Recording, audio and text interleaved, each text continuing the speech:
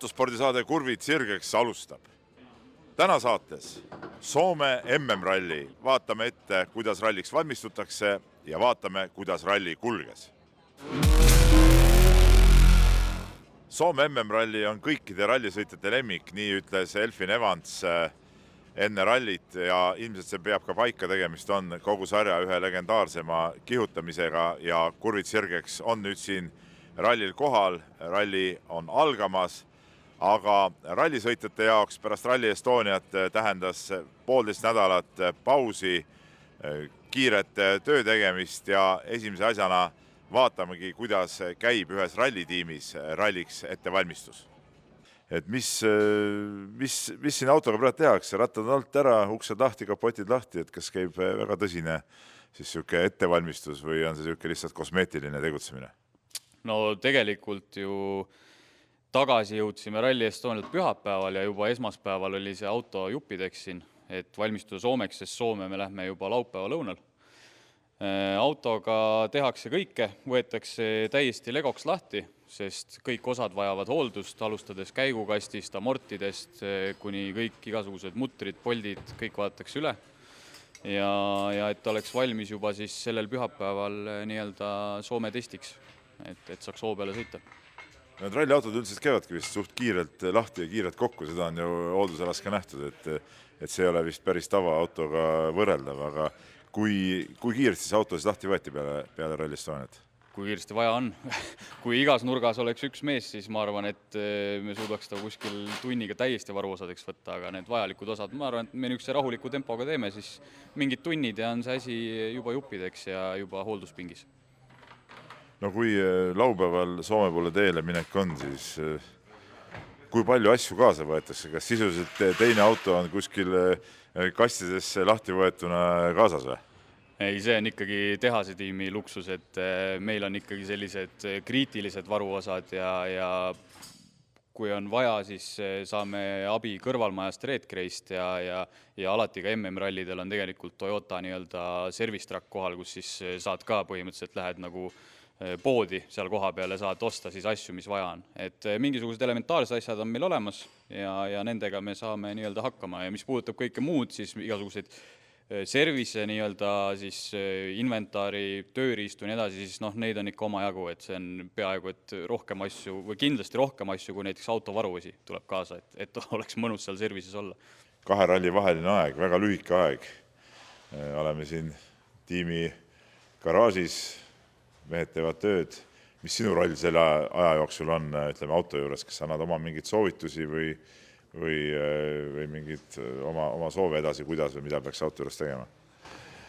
Ütleme, täna ma liiga palju isiklikult soove ei anna, sellepärast, et meil on selline, see on rallimaailmas on niisugune töökultuur välja kujunenud, et enne rallit siis tegelikult võistlusinsener peamiselt suhtleb peamehhaanikuga, kes vastutab auto eest ja võtab nii-öelda kogu eelmiselt rallilt kogutud info, kui seal on midagi üle kanda järgmisele rallile, mis siis Eesti ja Soome vahel võib-olla mingid detaile on, et siis ta nii-öelda valmistab ette niisuguse baasseadistuse autole, mis siis nii-öelda on viimane võib-olla asi, millega siis peamehaanik enne, kui auto läheb majast välja rallile, siis nii-öelda paika paneb, et nii amordiseadistus, vedrud, ütleme, diferentsiaalid, kõik siuke põhilised detailid, mis autoseadistuse moodustavad, et see on tegelikult täna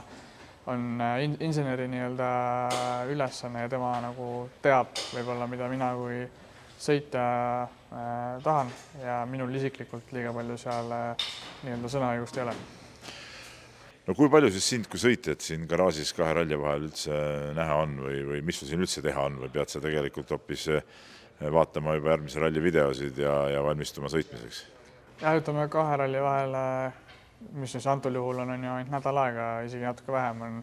Mina veel ei ole siia garaaži sattunud ja ütleme, ega mul siin liiga palju auto juures teha ei oleks. Loomulikult ma võiks oma oskuste piires aidata mutreid keerata, aga ma arvan, et ma pigem antud ajaaknas jääks pigem ette, kui aitaks, et jah, minu põhiline ettevalmistus käib kodust ja see käib põhimõtteliselt niimoodi, et me vaatan videosi, vaatan onboard'e katsetest, mis kattuvad võrreldes eelmise aastaga, mida see aasta on kõigest ainult 3 Soomes.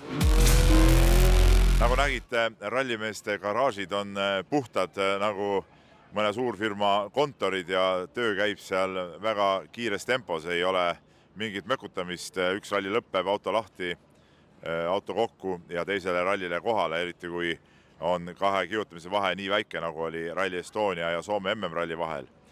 Aga meid huvitab siin Rally Estonial taas ikkagi jälle see WRC 2 sari, kus Robert Virves ja Jaakko Viilo on võitnud 3 punktirallit, mis nad on sõitnud punktide peale ja on nii-öelda virtuaalsed liidrid, kuigi punkti järgi nad jäävad Roope Korhonenist natuke veel maha, siis see, et nad on kõik rallid võitnud, kus on osalenud, näitab seda, et nad on kõige suuremad tiitlisoosikud ja esimese asjana räägimegi Robert Virvesega siis sellest, millised mõtted teda ralli eel valdavad.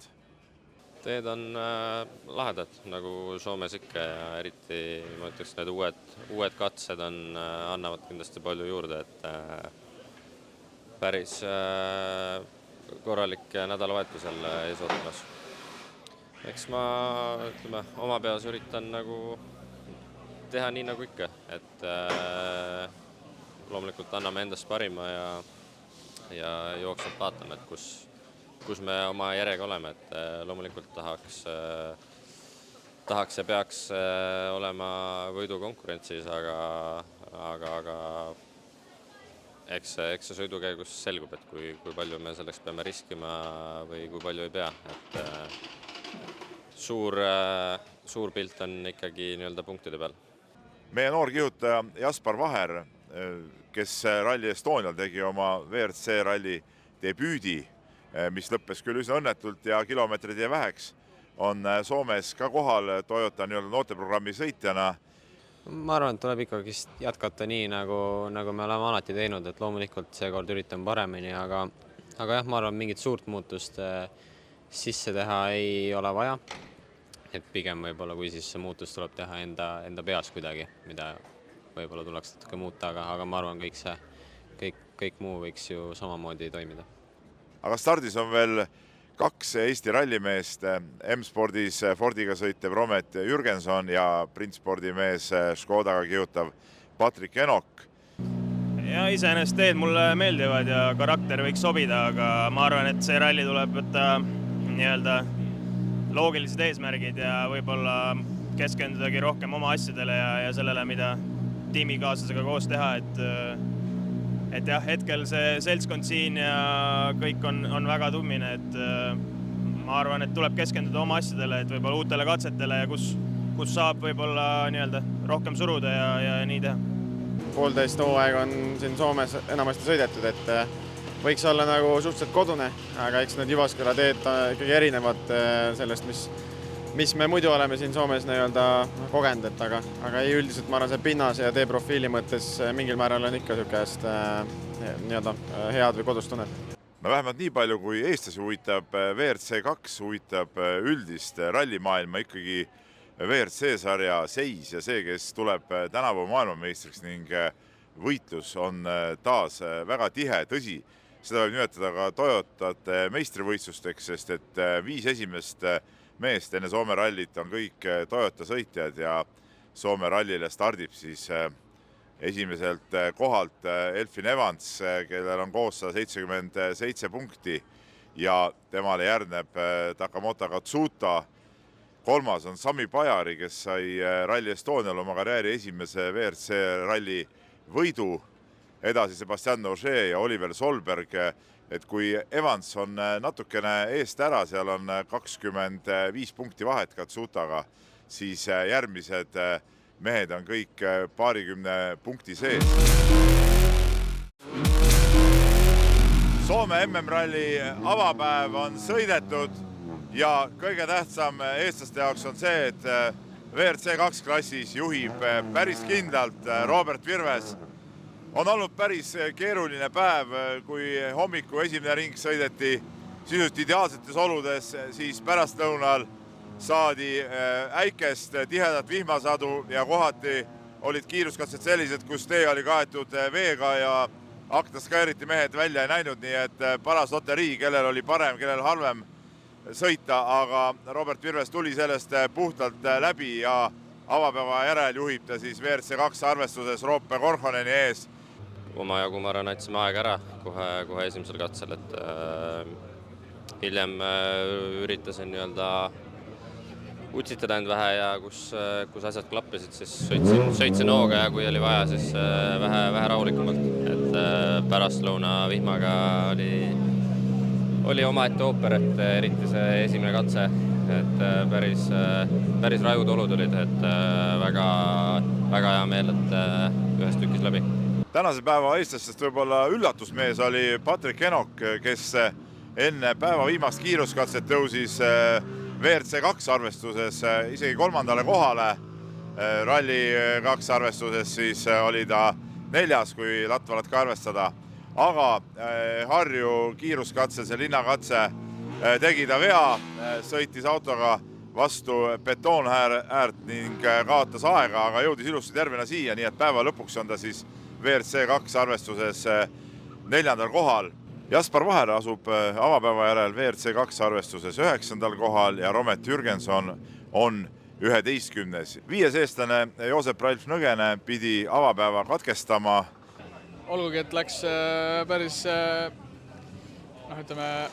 jubeda koha peal, et 5. põhja pealt tõmbas kuskil flat kurvis nina sisse, sest et tee oli nii, servad olid nii pehmed ja märjad ja täitsa lambist tõmbas nina ära ja siis kõigepealt ninaga mättas see, mis võttis esimese hoo kinni ja siis võtsime 2-3 puud maha küljega. Et tegelikult autoga nagu mehaaniliselt ei olegi midagi nii hullu, aga kuna see puu läks täpselt läbi Aleksi külje, siis see puur on täitsa kõver jah, et sellega kahjuks sõita edasi ei tohi. Soome MM-ralli teine päev pakkus rallisõpradele ja kogu rallimaailmale tõelise šoki. Kui eelviimasel kiiruskatse lõpus liidrikohal sõitnud Sebastian Ogier sõitis teelt välja ja nii kõvasti, et said nii ta ise kui ka kaardilugeja pisut viga, vajutasid SOS-nuppu ja katse katkestati. Õnneks praeguse info kohaselt midagi väga hullu ei olnud. Viidi Sebastian Ogier siis helikopteriga küll haiglasse, aga oli ta kontaktne ja ise oli autost välja roninud, nii nagu ka siis kaardilugeja, nii et võib loota, et kõige hullemad uudised sealt ei tule. Aga seesama kiiruskatse tekitas palju segadust ka siis meile huvipakkuvas WRC2 klassis. Oli Robert Virves enne seda kiiruskatset WRC2 liider, aga just sellel katsel alustas ta suhteliselt aeglaselt, kuna oli tal refi probleem ja kui punast tippu näidati, jäi katse pooleli, said enamus sõitjad kirja siis nii-öelda ühe tulemuse eraldi. 2 meest said aga väga hea ajakirja, Jari-Matti Latvala ja Teemu Suninen ning omakorda Robert Virves sai siis selles klassis kõige kehvem aja ja siis tuletati nii-öelda tulemustest, et splittides enne punast tippu oli Virves Latvalast aeglasem ja Suninenile, kes jõudis ka startida enne punase lipu tulekut, kuid esimest splitti enam ei jõudnud võtta, pandi midagi pärast ka Latvalaga sama aeg. Ise hindad nüüd see aja liigutamist olukorras, kus tegelikult keegi eriti ei sõituks seda katset? Jah, ega raske on midagi öelda, et ma ei oska öelda, et ütleme suures plaanis kahju, et see muidugi niimoodi lõppes, aga jah, ma ei oska praegu öelda, et ma veel ootan, mida tiim asjast arvab ja et kas see otsus on juba lõplik või midagi muudetakse, et selle kohta mul info veel puudub. Kas sul sellel katsel olemused juhtus midagi nii palju, kui seda sõita sai enne Ogier väljasõitu? Ei, seal oli pigem vale arvestus, et tundus, et on ref katki ja üks pisike sensori viga, mis pärast paari kilomeetrit sai kõrvaldatud ja siis sõit jätkus, aga siis paraku juhtus õnnetus Ogieril ja siis jäi pooleli, et sealt see nii-öelda segadus. No sa jõudsid esimesena siin õnnetuspaigale ka, et mis pilt sulle seal avanes? Ei, algus oli, ütleme, ei näinud kõige parem välja, aga ei. Suures plaanis, ma usun, on kõik korras, et saab pildi ette ja on asi õige. Jaspar Vaher asub WRC2 arvestuses 4. kohal.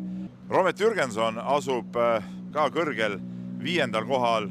Päev algas eestlastele aga tegelikult nukralt, sest avapäeva järel WRC2 klassis 4. kohal olnud Patrik Enok sõitis kohe esimesel kiiruskatsel teelt välja, rullus üle katuse ja kahjuks seda päeva enam jätkata ei saanud. No just tegelikult sai seda sisevideo vaadates, et siuke suhteliselt aeglane koht 3. käiguga võttis nagu nina natukene võib-olla joonest sinna sisse, oli selline kerge poolspinn ja siis tagaots vajus kraavi ja suhteliselt aegluubis vajus ümber, ei läinud isegi täitsa üle katuse, et lihtsalt jäime katuse peale ja siis olime seal autos paar minutit kinni, et jah, õnneks meiega kõik on nagu hästi, et sellise hoo pealt väga midagi juhtuda ei saa, aga No oli seevast jälle rallipäev, Soome MM-ralli viimane päev, Himose kiiruskatse 2x30 kilomeetrit ja tegelikult kui siia päevale tulime, tundus, et eestlaste vaatest on asi kõik selge. Robert Virves, Jako Viilo saavad WRC2 klassis 2. koha punktid, nii nagu esimese päeva järel asi jäi. Neil oli muidugi võimalus rünnata veel Teemu Sunineni, kuid kui tuli info, et nad võtavad kaasa 2 varureffi, ainsana siis sellest klassist, siis võis aimata, et võib-olla päris võitu püüdma ei minda, vaid minnakse kohta kindlustama. Ja esimene kiiruskatse sõideti ka ära, aga siis tuli uudis, et Teemu Suninen on saanud 30 sekundit ajakaristust ja seda siis laupäeva hommikuse vahejuhtumi eest. See puudutas siis seda, kuidas meie Patrik Enok sõitis teelt välja kraavi. Ei olnud nad olid ju paar minutit olid autos seal tagurpidi, ei olnud välja pannud silti ega loomulikult ka ise ei olnud seal pöial püsti midagi näitamas ja sellepärast oleks pidanud siis Teemu Suninen jääma seisma, kuid ta ei jäänud. See tähendas kõik seda, et viimasele kiiruskatsele läks Robert Virves vastu juba taas WRC2 liidrina ja tuli lihtsalt see katse rahulikult lõpuni sõita, ei hakanud ta seal midagi üle punnima ja nii ka läks, nii et taaskord WRC2 arvestuses maksimumpunktid. Jah, teistmoodi õnnelik, et peame, ütleme, rahul olema, et üsna omamoodi üritus on olnud, et üsna palju teistsuguseid seiklusi ja kuidas öelda, ma usun, et võitu oleks väärinud me mõlemad lõpuks, et mõlemal meil olid mingid olukorrad, mis võib-olla oleks võinud meie mõlema jaoks olla võib-olla teistpidi, aga lõpuks sport võib ka siuke olla nagu näha ja midagi pole teha, et kindlasti meie oma tiitli heitluse poolest peame väga rahul olema ja ütleme, loomulikult algne idee oli ikka peas see, et soomlase ees võita oleks väga magus. Täna see võib-olla nii väga magus ei ole, aga ei, tuleb rahul olla. Eesti võiduga ei võrdle, aga ikkagi. Nurisemiseks suures plaanis ei ole põhjust, et loomulikult eile meil hakkasid seal mingid probleemid kimbutama, aga ütleme, et eks võib-olla siiani ongi kõik liiga hästi ja liiga lihtsalt läinud, et vahepeal tuleb ikka ebaõnne ka ette, aga lõpuks ütleme nii, et võib-olla õnn taaskord pöördus meie poolele. Vägeva võistlusega sai lõpuks hakkama ka Jaspar Vaher, kes lõpetas WRC2 arvestuses Soome MM-ralli 4. kohaga ja tegelikult oli tal veel viimasel päeval heitlus Lauri Joonaga, et loomulikult teistel oli palju ebaõnne, mille pärast me nii kõrgel kohal oleme, aga eks meil oli ka küllalt palju ebaõnne reedel selle ilmaga, aga ei, lõpuks oleme siin ja puhas sõit selles mõttes kõik hästi. Nagu ma ka enne rallit ütlesin, siis selles mõttes eesmärk või plaan oligi natuke rahulikumalt sõita ja ma arvan, reedel me alustasimegi üsna ikkagist rahuliku tempoga, aga katsed, kus meile sobis, siis seal sõitsime kiiremini, loomulikult see vihm jälle tuli, siis kaotasime palju aega, aga laupäeval jälle, ma arvan, mingid katsed sobisid paremini kui teised ja täna ka see katse, ütlen ausalt, sobis päris hästi mulle, et väga äge katse, kiire, päris pull, et selles mõttes tunde järgi ja tundub, et kuna ajad läksid ka natuke paremaks ralli vältel, et ju siis see tunne muutus ka ikkagist paremaks. Romet Jürgenson sai WRC2 arvestuses lõpuks 5. koha ja üle hulga aja oli mees päris rahulolev. Lõpuks ilma vigadeta nädalavahetus, et ei ole ammu seda tunda saanud, et reedega ei ole kõige rohkem rahul, et seal me alustasime liiga mannalt ja kuidagi ei saanud üldse rütmi. Oli endaga probleeme ja veidi autoga ka, aga laupäev ja pühapäev iseenesest väga okei. WRC arvestuses Soome MM-ralli viimasel päeval enam suuri asju ei juhtunud. Nii nagu pärast dramaatilist laupäeva Sami Pajari tõusis liidriks, nii ta seda kohta ka hoidis. 2 korda teeti siis Himose kiiruskatse 2 korda 30 kilomeetrit ja oli ette teada, et kui ei juhtu mingit katastroofi, ei tee ta ise sõiduviga, tehniku peab vastu, siis ta võiduga kindlustab ja nii ka läks. Teise koha sai seljavaludega võidelnud Oliver Solberg ning 3. oli Elfyn Evans. Aga kurvid sirgeks vaatajatele on meil veel üks väga hea uudis. Valminud on siis veebilehekülg kurvidsirgeks.ee, kus on üleval kõik meie senised saated, saab need järgi vaadata. Sinna tulevad ka kõik tulevased saated, nii et tasub seda veebilehte külastada ja tasub minna ka sellepärast, et kes lehele lähevad, sealt leiate väikse vaatajamängu ja vaatajamängu küsimus puudutab nüüd juba meie järgmist saadet, kui järgmises saates tuleb meil juttu Paide rallist ja samas Paides toimuvast ka crosskartide sprindi etapist, siis saab vastata küsimusele, seal on 4 vastuse varianti ja küsimus on selline. Kes neist meestest võidab crosskartide sprindi etapi Paides ja vastuse variandid on kas Lukas Orav, Joosep Ralf Nõgene, Martin Järveoja või siis 4. variant on keegi teine. Nii et minge külastage kodulehte, osalege ennustusvõistlusel, saate võita auhinda, nii et kõigil on hea meel sellest meile, et te vaatate meid ja teile, et saate kaasa mängida. Aga sellega on saade lõppenud. Järgmine saade siis nagu öeldud Paide võistlused pluss siis lisas ka Soome autoralli meistrivõistluste etapp.